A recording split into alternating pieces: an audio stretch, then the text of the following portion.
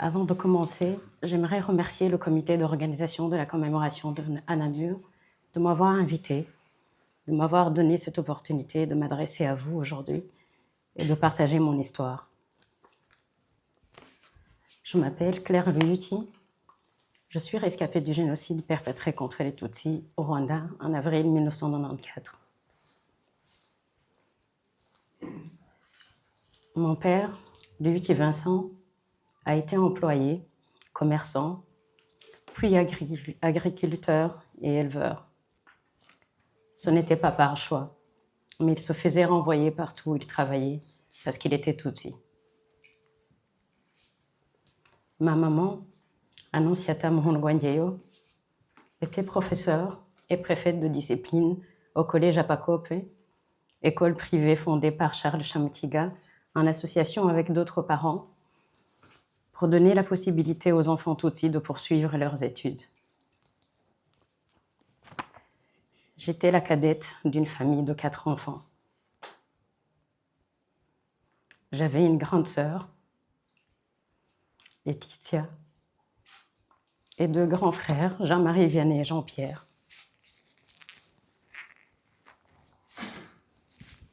Ma grande sœur Laetitia et mon grand frère Jean-Marie Vianney étaient en première année à l'Université nationale du Rwanda à Butare. Jean-Pierre était en 5e secondaire au petit séminaire de Zaza. L'idéologie du génocide contre les Tutsis a commencé bien avant avril 1994. La haine contre les Tutsis a été enseignée depuis longtemps. À l'école primaire, chaque année, on nous comptait par ethnie et on nous demandait de nous mettre debout. Certains d'entre nous ne savaient même pas encore de quelle ethnie ils étaient et se levaient en même temps que les Hutus, car c'était presque toute la classe qui se mettait debout. J'ai fait l'école primaire au camp colonel Mayuya à Kanombe, et dans ma classe, on était 5 Tutsis sur 56 élèves. Mes parents avaient eu du mal à nous faire rentrer dans cette école. Le colonel Mayuya, qui était le commandant du camp militaire, avait étudié avec mon père et il a vite reconnu le nom de famille. Il a renvoyé ma sœur et mes 2 grands frères en disant qu'il ne voulait pas de cafards dans son école. Cafard était le terme utilisé pour désigner les Tutsis. Mes parents ont eu la chance de rencontrer son supérieur. Ma maman avait enseigné ses enfants, qui a bien voulu nous donner une lettre de recommandation pour qu'ils puissent être acceptés dans cette école. Quand j'ai fini l'école primaire, j'ai passé l'examen d'État pour rentrer à l'école secondaire, mais en tant que Tutsi, je ne m'attendais pas à avoir une école d'État. J'ai été étudier au collège Apakope, l'école privée où travaillait ma maman. À l'arrivée d'Agathe Uwiringiyimana comme ministre de l'Éducation, elle a demandé qu'on revoie les résultats d'examen pour corriger les erreurs. Et ils ont sorti une 2e liste.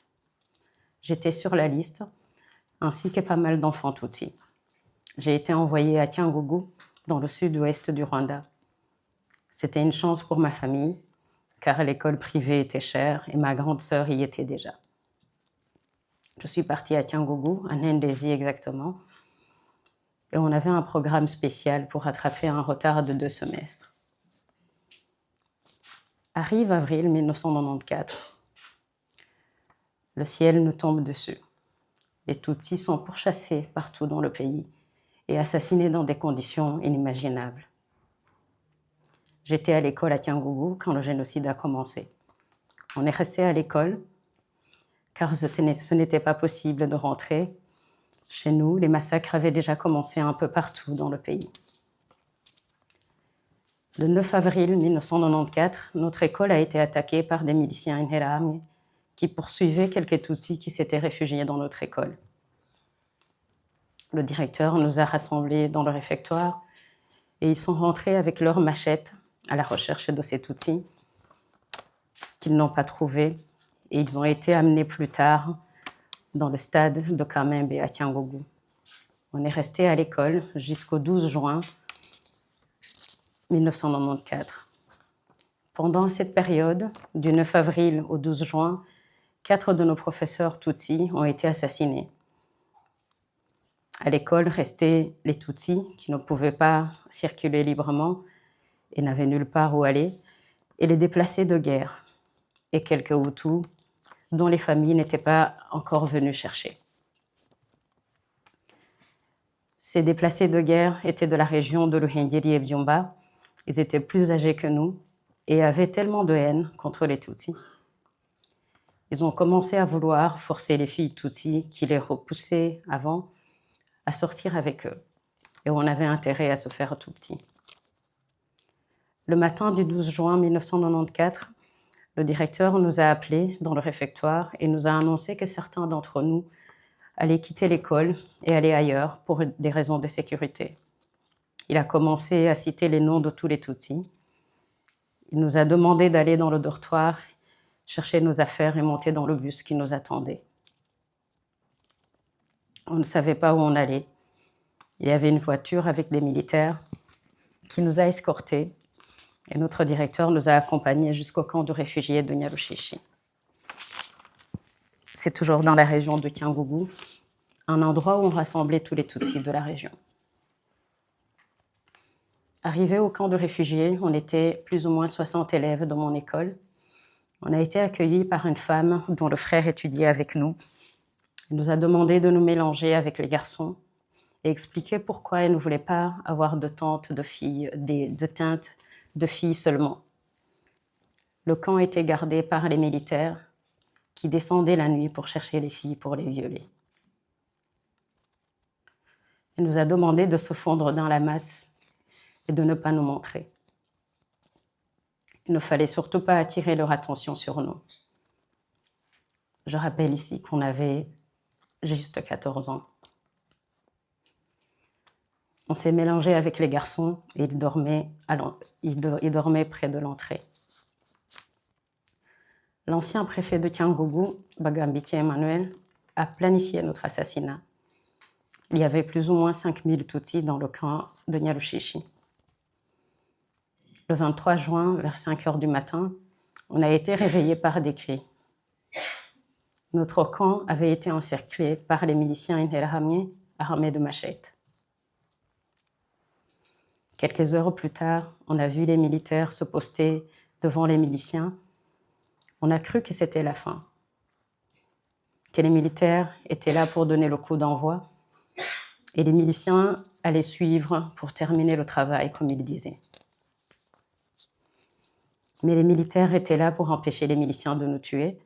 Le commandant de Kyangugu, le colonel Bavugamenshi, n'était pas d'accord avec le préfet Bagambiti. En plus de ça, les militaires français étaient en route pour le camp et étaient accompagnés par les journalistes. Ils n'allaient pas avoir le temps de nettoyer et cacher les massacres. On a eu la chance, c'était le premier jour de la zone turquoise, et les militaires français étaient accompagnés par un groupe de journalistes. Même si cette opération a permis de sauver quelques Tutsis, de nous sauver, je rappelle ici que ce n'était pas son objectif. Elle a surtout permis aux militaires et aux miliciens Interahamwe ainsi que d'autres dignitaires du régime de pouvoir s'enfuir vers le Zaïre en toute sécurité. Après l'arrivée des Français, on est resté encore 1 mois et demi dans le camp. Début août, les premiers ont commencé à quitter le camp pour rejoindre la zone du FPR. Il fallait payer le ticket. Nous, comme on venait de l'école, on avait encore nos affaires avec nous, les matelas, les valises. On a tout vendu pour pouvoir payer le ticket et on a quitté le camp le 11 août 1994. Le taxi nous a déposés à quelques pas de la barrière. On voyait les militaires du FPR à quelques mètres de nous. Ils nous ont accueillis, nous ont donné où dormir et nous ont aidés à rejoindre le centre de Butare. Arrivée à Butare, j'étais avec 2 de mes copines. On s'était promis que la première qui trouverait sa famille allait amener les autres avec elle. L'une d'entre nous a trouvé les amis de sa famille et on est parti avec elle dans cette famille. Une semaine plus tard, sa tante est venue la chercher. On est resté là parce qu'on n'avait nulle part où aller. Un jour, en allant au marché, je suis tombée sur un ami de la famille, prêtre. Il nous a amenés vivre chez les sœurs, la communauté des petites sœurs de Jésus à Boutaré. On est resté là jusqu'à ce que ma copine retrouve sa famille aussi. Sa tante maternelle avait survécu et vivait avec sa petite sœur qui avait survécu. Pendant toute cette période, j'avais envie d'aller chez moi, à Kigali, pour voir s'il y avait encore quelqu'un de ma famille.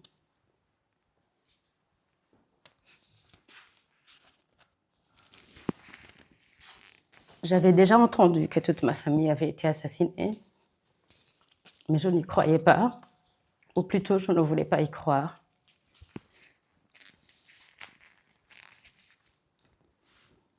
Je suis allée chez moi, à Lusororo. Ma famille n'était plus là. Ma maison non plus. Il restait juste quelques murs debout et nos 2 chiens.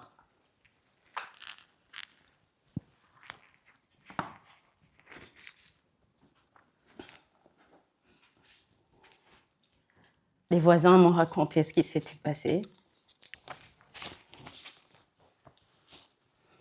C'était les vacances, tout le monde était à la maison. Tous ceux qui étaient chez moi ont été assassinés. Seul notre domestique a survécu. N'étant pas de la région, ils l'ont pris pour un Hutu. Grâce aux tribunaux populaires Gacaca, j'ai pu savoir où ils avaient jeté ma famille. Je suis allée au Rwanda en 2005 pour les amener à un mémorial et leur rendre leur dignité. Mon frère Jean-Pierre n'a toujours pas été retrouvé 32 ans plus tard. J'espère toujours que ces assassins m'en montreront un jour où ils l'ont mis pour l'enterrer dignement. Après le génocide, j'ai été recueillie par un ami de ma famille, le frère Jean-Baptiste Étienne Kamuhanda, qui était un frère joséphite. Il m'a élevée et payé mes études. Il a été comme un père, lui qui n'avait jamais eu d'enfant. Il a tout fait pour que je puisse grandir le plus normalement possible. Mais rien n'était plus normal. J'avais 14 ans et ma vie venait de basculer du jour au lendemain. Quelques mois avant, j'étais encore la petite dernière d'une famille. Et j'adorais entendre mon père le dire quand il m'appelait Kabuchura Kandi.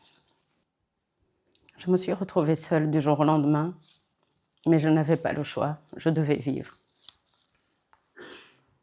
Après mes études secondaires, j'ai quitté le Rwanda. Je suis venue en Belgique.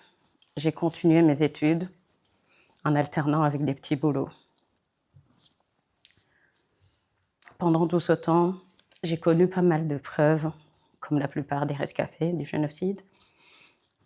Je me suis posé pas mal de questions qui sont restées sans réponse. Pourquoi? Qu'avait-il fait? Et comment vivre après ça? Je n'ai jamais baissé les bras à cause de 2 choses.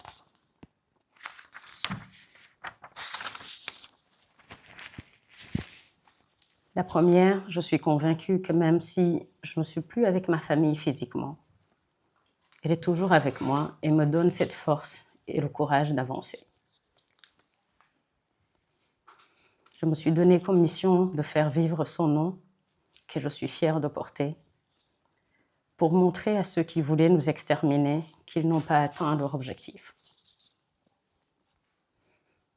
J'ai eu la chance de croiser des personnes qui connaissaient ma famille et qui m'ont rappelé combien mes frères et ma sœur étaient si intelligents.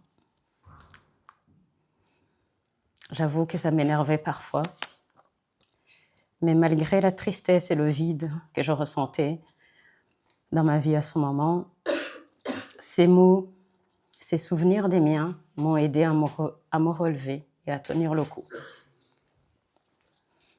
J'ai pris la lourde responsabilité d'honorer la mémoire des miens et j'ai décidé de ne plus survivre, mais de vivre.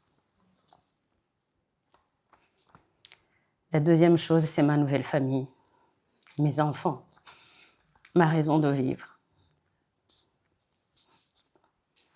Être maman m'a rendue plus forte que jamais. J'ai pu reconstruire une famille. Certes, elle ne le remplacera pas, celle qui m'a été enlevée. Mais maintenant, les miens ne vivent plus seulement à travers moi, mais ils vivent aussi à travers mes enfants.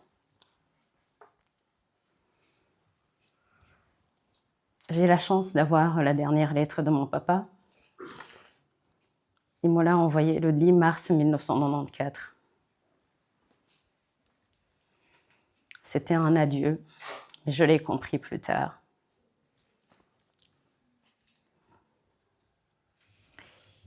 Il me disait que si jamais il leur arrivait quelque chose et que je me retrouvais seule, de rester brave, quoi qu'il arrive.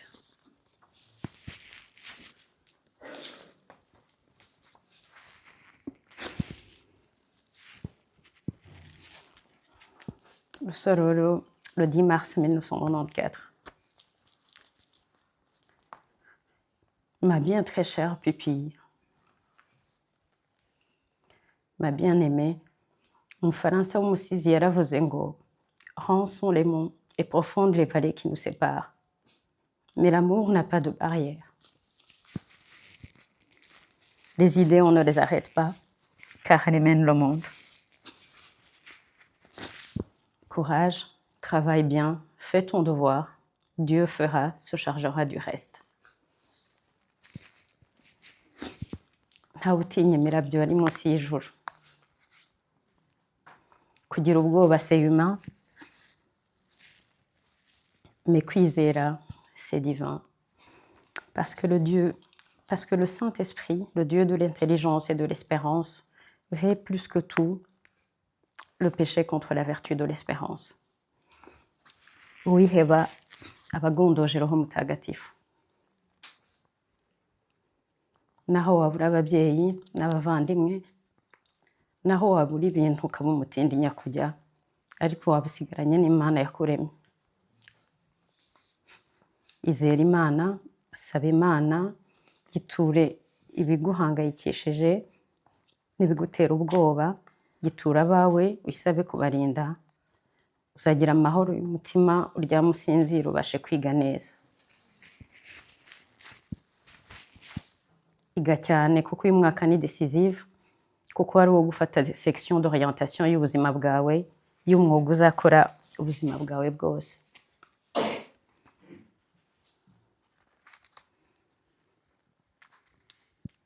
Twese rero turi aho. Toto aranyuzamo akarwara malariya. Toto yari umukozi wacu, nubu arivuza. Sagahutu yaradutorotse, yagiye mu Misiri kuri 19. Nawe yari umushumba wo mu rugo. Ab'i Butare baratsinda ibitego cyane, amake ni 7,75/10. Uramenye nakubyaye uri inkuba, ntuzaba inkuku. Kuba ingenzi ni ibyacu bya kera, iryo bango rikomeze ntuzaritatire. Tyaza imihigo, ibihembo ni ibyawe. Nzakoherereza vuba agahimbazamusyi. Uko unyandikiye ujye umbwira iby'amadevoir journalier, iby'amanota yawe, sibyo? Paternelle bénédiction.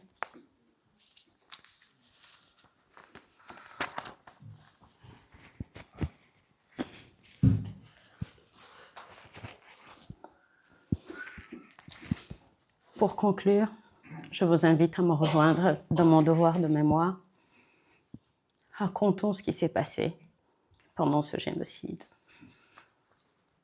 Il y a malheureusement de plus en plus de négationnistes qui remuent le couteau dans nos plaies.